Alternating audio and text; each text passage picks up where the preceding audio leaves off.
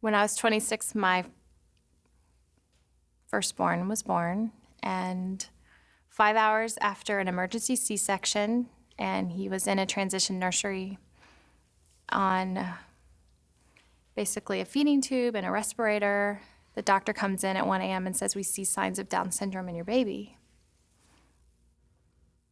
And I was so medicated that I looked at Gabe and we kind of made eye contact, and then we just rolled back over and fell asleep. I hadn't held him or seen him at that moment and didn't even know how to process that. I had actually had a false negative saying that everything was okay, so I'd never even given it a second thought from early on in my pregnancy.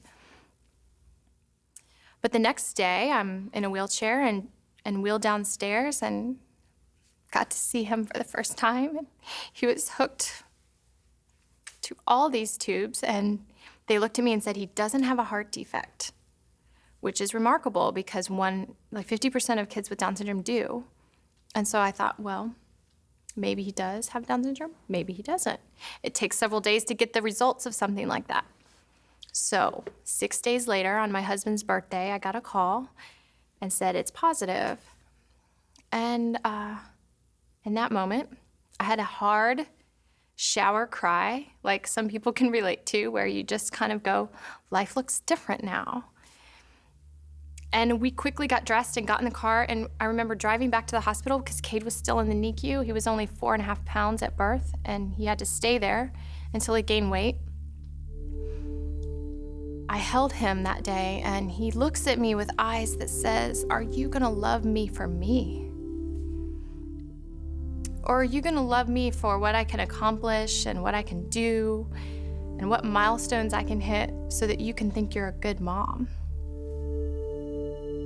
And I realized that that was the first glimpse I ever had of unconditional love, that no matter what you do, you're loved because of who you are.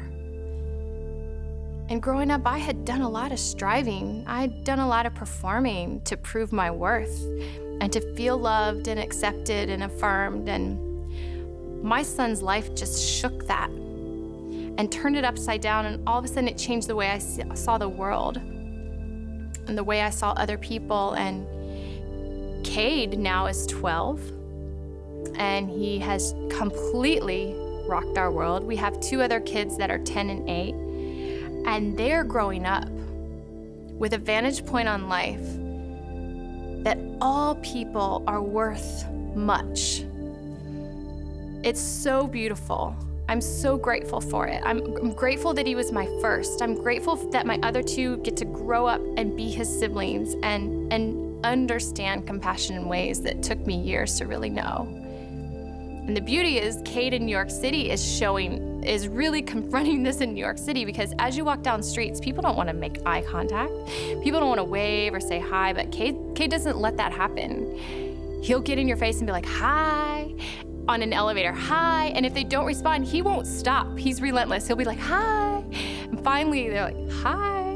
It's just creating this awareness that these lives are important, and they bring something to this world that we desperately need. And I'm grateful that I've had a modeling of love.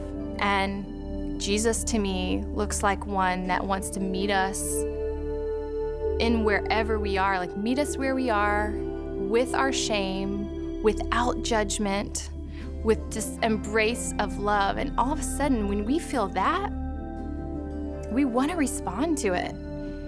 We want to be free with that